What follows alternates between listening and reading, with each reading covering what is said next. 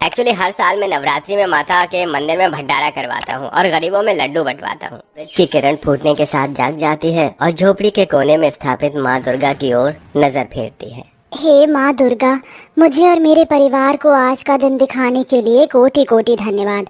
वरना तो इस दुनिया में कई लोग ऐसे भी हैं जिन्होंने आज का सूरज भी नहीं देखा होगा। कंचन ऐसी थी, उसकी बोली में मिठास और रोम रोम में माँ दुर्गा की भक्ति बसी हुई थी। उसके ससुराल की दशा भी खास नहीं थी। बुजुर्ग सास ससुर, नंद, देवर, एक छोटी बेटी और वो दो पति पत्नी खुद उस कच्चे मकान में दिन काट रहे थे। परिवार के पेट भरवाने का भार श्रवण के ऊपर था। जो कोई दिन तो ऐसा भी होता था जब गरीब ससुराल वालों को एक वक्त का खाना भी नसीब नहीं होता था। लेकिन इस सबके बीच गरीब ससुराल वालों की माता पर अटल श्रद्धा थी। वो खुद भले नहीं खाते थे, मगर किसी भी दिन ऐसा नहीं होता जिस दिन माँ दुर्गा को भोग न लगाएं या घी की जोत न जलाएं। माँ जी, बाबूजी, श्रवण जी, चलिए उठ जाइए, लीजिए चाय पी लीजिए। कंचन, सूरज सिर पर चढ़ाया है और तुम अब उठा रही हो? आज मुखिया जी की फसल की कटाई करनी थी। श्रवण को परेशान होते देखकर पिता रामदास जी ने कहा, अरे श्रवण, क्यों इतना हड़बड़ा रहा है? चाय पी ले, फिर चल पड़ेंगे दोनों बाप बेटे खेत पर। श्रवण के बापू, थोड़े दिनों में माँ दुर्गे की 9 दिनों की नवरात्रि व्रत आरंभ हो रहे हैं। मैया की स्थापना के लिए सामान चाहिए होगा। चिंता मत करो भाग्यवान, आज मुखिया जी की खेती की फसल काटने के बाद जो पैसे मिलेंगे उससे सामान ले आएंगे। और माता रानी की दया कृपा से हमने जो अपनी जमीन पर खेती की है इस बार वो खूब फली है। खूब सारे अनानास, अनार, नारियल उगे हैं। इस बार नवरात्रों में फल बेचकर अच्छी कमाई हो जाएगी। तो सबसे पहले अपना घर पक्का करवा लेंगे और फिर कोई अच्छा सा लड़का देखकर आशा के हाथ भी पीले कर देंगे। गरीब ससुराल वालों के मन में बहुत सी आशाएं लगी थीं, लेकिन किसी को आने वाले संकट का एहसास भी नहीं था। जैसे ही रामदास खेत पर जाने के लिए उठते हैं तो किडनी में बहुत तेज दर्द खिंचाव महसूस होने के साथ वो जमीन पर चित्त होकर करहाने लगते हैं। आह, अरे आह, माँ। हे माता रानी, श्रवण के बापू, क्या हुआ तुमको? पिताजी, पिताजी, क्या हुआ आपको? पूरा परिवार आंखों में आंसू लिए रामदास को अस्पताल में भर्ती करते हैं। कुछ देर में डॉक्टर बाहर निकल कर आता है और आशा बोलती है, श्रवण भैया, डॉक्टर आ गए। डॉक्टर साहब, मेरे पिताजी अब कैसे हैं? वो ठीक तो है? हमें बड़े दुख के साथ कहना पड़ रहा है, मगर आपके पिताजी की दोनों किडनी खराब है। जल्द से जल्द हमें किडनी ट्रांसप्लांट करनी होगी। उसमें लगभग 10 लाख रुपए लगेंगे। आप जल्द से जल्द पैसों का इंतजाम कीजिए।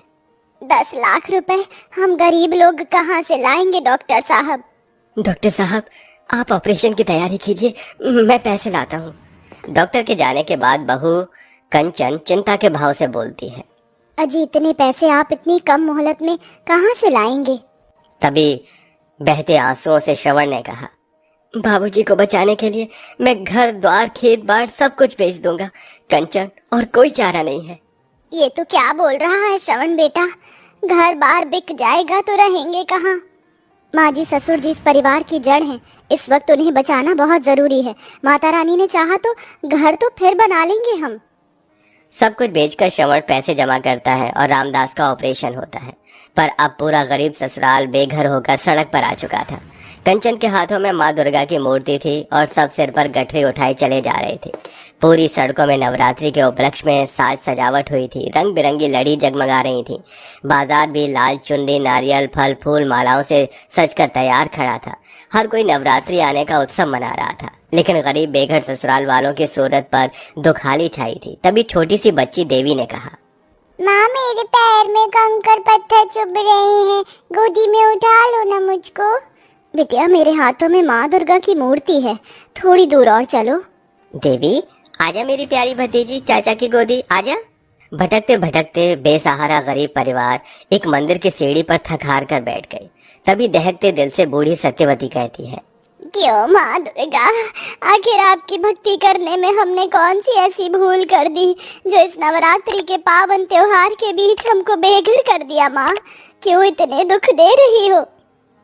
माँ जी, माता रानी जी भी कभी कभी अपने जिस भक्तों से प्रेम करती हैं ना, उसकी परीक्षा भी लेती हैं। ये घड़ी भी टल जाएगी। कल से नवरात्रे शुरू है, हमको अपने लिए ठिकाना बनाना होगा। इतने में पंडित जी आकर गरीब ससुराल वालों की बिगड़ी दशा देखकर उन्हें धुतकार कर भगाने लगते हैं। अरे घर बसा नहीं और भिखारी पहले आ गए। नवरात्रि कल से शुरू है और इन भिखारियों ने आज ही से लाइन लगा ली, सीढ़ी पर लाइन लगा ली है। चलो भागो यहाँ से।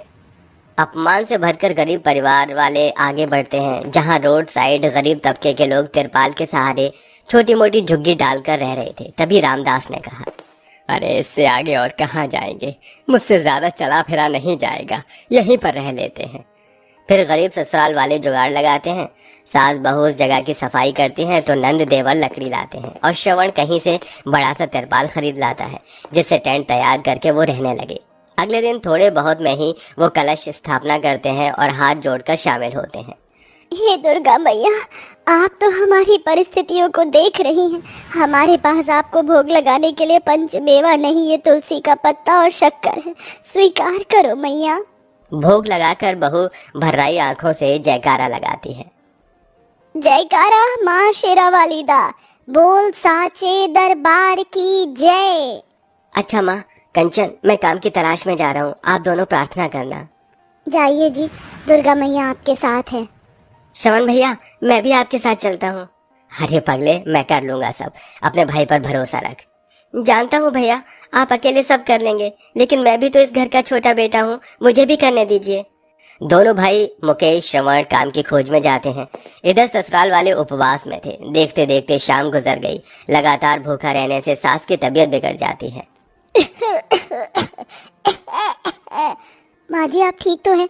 पूरा दिन ऐसे ही बीत गया, इसीलिए तबीयत बिगड़ गई। आशा, माँ जी का ख्याल रखना, सांझ हो रखी है, मंदिर में आरती हो रही होगी, थोड़ा तो प्रसाद मिल जाएगा। मन में आशा का दीपक जलाए गरीब बहू बेटी के साथ मंदिर में आती है, जहाँ दोनों को एक एक लड्डू मिलता है और पूरा ससुराल उसी से थोड़े में थोड़ा खाकर व्रत खोलता है। श्रवण जी, आप काम देखने गए थे, कोई काम बना? हाँ, बड़ी मुश्किल से एक जगह फूल उतारने का काम मिला। सेठ ने हम दोनों भाइयों को 20 रुपए दिए हैं। कोई नहीं, इतने में कल तो माता को भोग लग जाएगा, मगर देखते ही देखते वक्त कैसे गुजर जाएगा और नवरात्रि आ जाएगी, पता भी नहीं चलेगा। कन्या पूजन कैसे करवाएं, कौन आएगा कंजक खाने के लिए, हम गरीब ससुराल वालों के टेंट में। तुम ही तो बोलती हो ना कंचन, दुख में केवल दुर्गा माँ पर धीरज रखना है, सब ठीक हो जाएगा। इसी तरह से एक एक दिन गुजरने के साथ नवरात्रि की सप्तमी पूरी हो जाती है। पैसे वाले लोग पंडाल लगवाते हैं, कोई माता की चौकी करवाता है तो कोई भंडारा कराता है, पर गरीब ससुराल वालों के पास कन्या पूजन तक के भी पैसे नहीं थे। तभी हताश होकर कंचन माता के दरबार में आकर रोने लगती है। माँ, अब ये परीक्षा और सहन नहीं होती माँ। ये गरीब भक्त आज तुम्हारे दरबार में झोली फैलाकर गुहार लगाती है, कोई तो रास्ता खोलो माँ। अगर मैंने और मेरे गरीब ससुराल वालों ने पूरी श्रद्धा भक्ति से आज तक तुम्हें पूजा है तो उसका फल आज मुझे दे दो मैया। तभी चमचमाती कार के साथ पास में सूट बूट में खड़ा एक आदमी फोन पर बातें कर रहा था। आप ऐसे एन मौके पर कैसे मना कर सकते हैं? मैंने आपको पूरे 1 सप्ताह पहले लड्डू बनाने का ऑर्डर दिया था, अब उसे कौन पूरा करेगा? बिना वक्त गवाई कंचन उसके पास आती है। जय माँ दुर्गा की। भैया आप कहें तो मैं और मेरा परिवार मिलकर 100 किलो लड्डू का ऑर्डर पूरा कर देगा। अगर आप ये कर दें तो बड़ी मेहरबानी होगी। ये 20,000 रुपए एडवांस के लिए रखिए। एक्चुअली हर साल मैं नवरात्रि में माता के मंदिर में भंडारा करवाता हूँ और गरीबों में लड्डू बंटवाता हूँ।